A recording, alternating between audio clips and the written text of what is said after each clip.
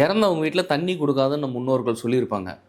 இறந்தவங்க வீட்டில் நம்ம போய் தண்ணி குடித்தா தீட்டு, நம்ம அதை வந்து குடித்தோன்னா நம்மளுக்கு உடலுக்கு ஆகாது அப்படின்னு நிறைய விஷயங்கள் இந்த மாதிரி நம்ம முன்னோர்களுடைய ஒவ்வொரு விஷயத்துலையுமே அவ்வளோ ஒரு அறிவியல் இருக்குது அதுக்கு பின்னாடி எல்லாமே.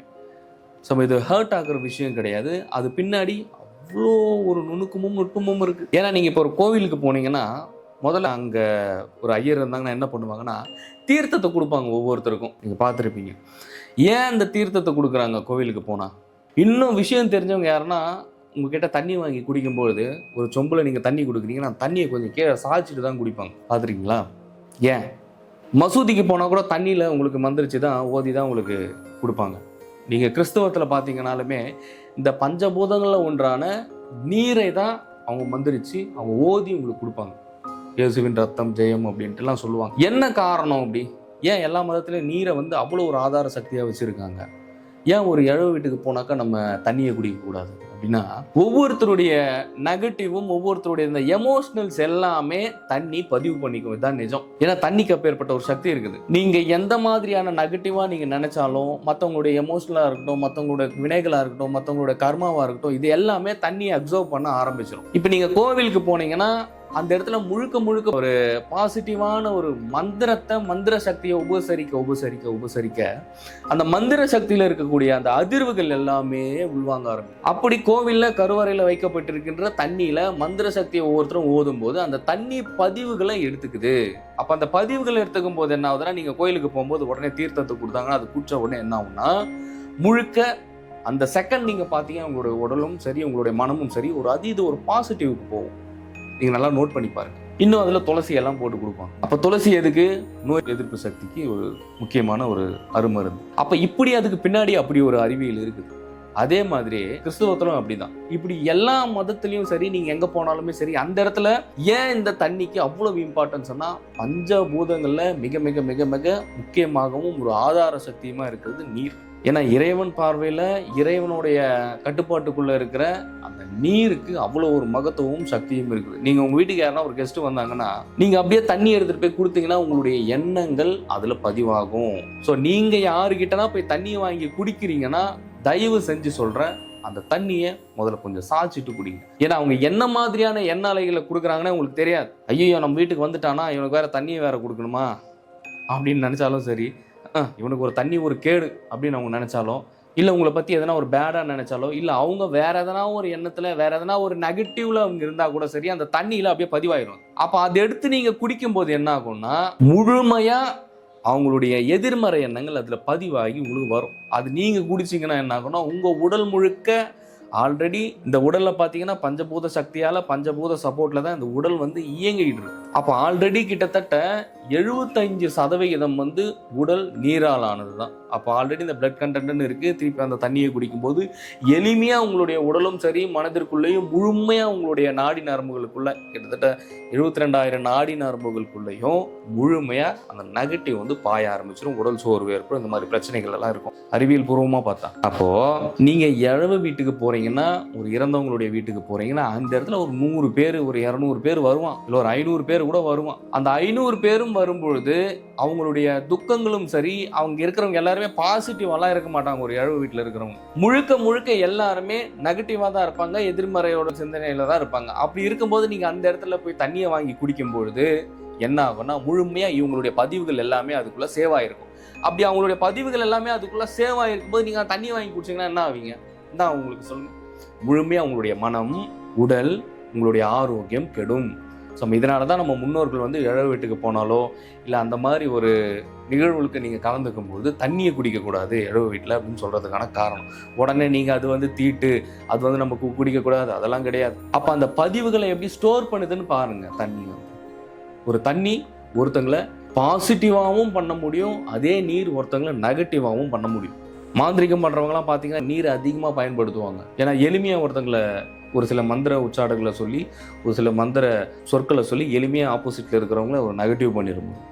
ஒரு பாசிட்டிவ் பண்ணோன்னா அதுக்கேற்ற மாதிரி இருக்குது. இப்படி நீரை எந்த மாதிரி வேணாலும் அதனுடைய வடிவம் மாற்றிக்கும், இடத்துக்கு ஏற்ற மாதிரி தன்னை மாற்றிக்கக்கூடிய ஒரு சக்தியும் வல்லமையும் நீருக்கு இருக்குது. அது கண்ணாடி மாதிரி. அப்போ எளிமையாக இது எந்த மாதிரி செயல்படுது, எந்த மாதிரி ஒரு விஷயங்களை உங்களுக்குள்ளார ஊடுருவதுன்றது நீங்கள் கவனிச்சு பாருங்கள். எல்லாமே அறிவியல் தாங்க. நம்ம முன்னோர்கள் கிட்ட எதுவுமே இங்கே வீண் கிடையாது, எதுவுமே பயனற்றது கிடையாது. அதுவும் குறிப்பாக பஞ்சபூதங்களை தண்ணிக்கு இவ்வளோ இம்பார்ட்டன்ஸ் ஏன் கொடுத்துருக்காங்கன்னு பாருங்கள். அப்போ ஒவ்வொரு மனிதனுமே எந்த அளவுக்கு ஒவ்வொரு விஷயங்களும் நீங்கள் உங்களுடைய உடலையும் மனதையும் எந்த அளவுக்கு ஆரோக்கியத்தையும் கெடும், முழுமையாக அவங்கள நெகட்டிவுக்கு கொண்டு போகுன்றதை பாருங்கள். ஏன்னா இது சாதாரணம் கிடையாது. இது அதனால தான் சொல்கிறது, எப்பவுமே உங்கள் வீட்டில் நீங்கள் நெகட்டிவ் ஆகிறதுக்கும் காரணம் என்னென்னா, நீங்கள் உங்கள் வீட்டில் பயன்படுத்தக்கூடிய நீர் தான் காரணம். வீட்டில் இருக்கிறவங்க ஒவ்வொருத்தருமே தனித்தனியாக உங்களுக்குன்னு ஒரு வாட்டர் பாட்டிலை வச்சுக்கணும். இது நான் நிறைய வீடியோவில் நான் சொல்லியிருக்கேன். ஏன்னா வீட்டில் நீங்கள் பாசிட்டிவாக இருப்பீங்க, ஆனால் உங்கள் வீட்டில் இருக்கக்கூடிய ஒரு 4 பேர் இருக்கீங்கன்னு வச்சுக்கலாம், அதில் 3 பேர் நெகட்டிவாக இருந்தாங்கன்னா அவங்களுடைய பதிவு எல்லாமே அந்த தண்ணீரில் தான் பதிவாகும். அப்படி அந்த தண்ணீரில் குடத்தில் வைக்கக்கூடிய தண்ணீரில் பதிவாகும் பொழுது அதில் நீங்கள் எடுத்து குடிக்கும் போது என்ன ஆகும்? நீங்கள் பாசிட்டிவாக தான் இருந்திருப்பீங்க, ஆனால் அந்த நீர் உங்களுடைய எண்ண ஆற்றல்களையும் உங்களுடைய எண்ண பதிவுகளையும் மாற்றிடும். அப்போ என்ன ஆகும்? என்னடா அது, நம்ம கரெக்டாக தான் காலையிலேருந்து தியானம் பண்ணிகிட்டு இருக்கோம், நம்ம பயிற்சிகளை பண்ணிக்கிட்டு இருக்கோம், நம்ம வாழ்க்கையில் நம்ம சரியாக தான் போயிட்டுருக்கோம். ஏன்னா ஆல்ரெடி கர்மாவே வச்சு செஞ்சுன்னு இருக்குதுங்க. கர்மாவே ஓடின்னு இருக்குது, கர்மா வாழ்க்கையிலே ஓடிக்கிட்டு இருக்கீங்க ஒவ்வொருத்தருமே, எல்லாரும் தான். அப்போ இருக்கிற கர்மாவே நம்மளால் சமாளிக்க முடியல, அப்போ இதுலேருந்தே தப்பிக்க முடியலன்னும் போது திருப்பி இந்த மாதிரி வெளியில் இருக்கக்கூடிய விஷயங்களை நீங்கள் உணவுகளாகவோ இல்லை ஆகாரமாகவோ நீங்கள் உட்கொள்ளும் போது கவனம் ரொம்ப ரொம்ப ரொம்ப ரொம்ப தேவை. அதனால தான் ஒவ்வொருத்தரும் தனித்தனியாக வாட்டர் பாட்டிலை வச்சுக்கோங்க, வாட்டர் பாட்டிலை வச்சு மெயின்டைன் பண்ணுங்க அப்படின்றது. ஏன்னா நீங்கள் உங்கள் கூடவே தண்ணியை வச்சுக்கும் போது உங்களுடைய பதிவுகள் அதில் சேவ் ஆகிறதுக்கு வாய்ப்பு இருக்குது. ஏன்னா நீங்கள் பாசிட்டிவாக இருந்தால் அதில் சேவ் ஆக போகுது. அப்படி இல்லைன்னா நெகட்டிவாக அதில் பதிவு ஆனாலுமே நீங்கள் குடிக்கும்போது அந்த தண்ணியை ப்ளஸ் பண்ணிட்டு குடிக்கணும். ஒவ்வொரு விஷயத்துலையுமே அந்த தண்ணியை ப்ளஸ் பண்ணிக்கிட்டே இருக்கணும். ஏன்னா நீங்கள் பேசுறது, நீங்கள் என்ன பண்ணாலுமே அதிர்வுகள் அதில் பதிவாகிக்கிட்டே இருக்கும். அதனால தான் கோவிலுக்கு பார்த்தீங்கன்னா, முதல்ல கோவிலுக்குள்ளே போனீங்கன்னா பெரிய குளம் இருக்கும். இன்றைக்கி சின்ன சின்ன கோயில்கள் முதற்கொண்டு பெரிய பெரிய கோயில்கள் எல்லாமே பார்த்தீங்கன்னா பெரிய குளம் இருக்கும். கோவிலோட குளம் தான் பெருசாக இருக்கும். ஏன்னா பிரபஞ்சத்திலிருந்து நேரடியாக இறை சக்தியும் பிரபஞ்ச ஆற்றலும் அந்த நீரில் பதிவாகும். அந்த நீரில் பதிவாகி நீர் முழுக்க பாசிட்டிவ் நிறைஞ்சிருக்கும். ஒரு எதிர்மறை எண்ணங்கள் இறக்கவே இருக்காது. அதில் முழுசாக நேர்மறை எண்ணங்கள் நிறைஞ்சிருக்கும். ஏன்னா தூய வெளியிலிருந்து வரக்கூடிய நீர், அது மேலே இருந்து கிரவுண்ட் வாட்டர் கிடையாது.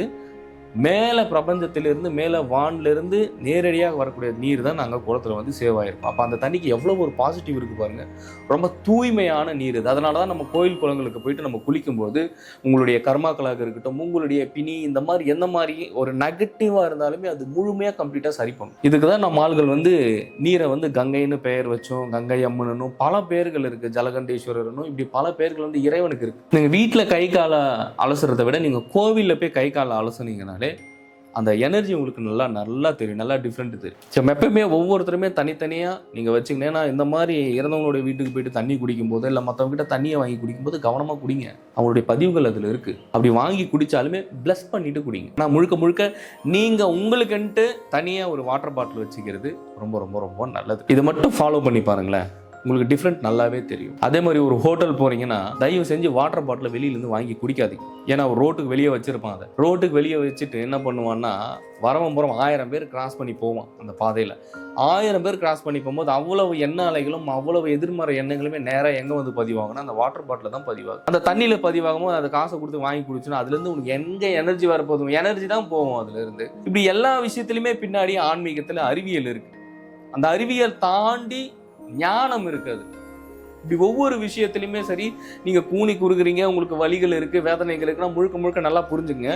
உங்களுடைய துன்பங்களுக்கு நீங்கள் காரணமாக இருந்தாலும் மற்றவர்களும் ஒரு வகையில் காரணம் தான்.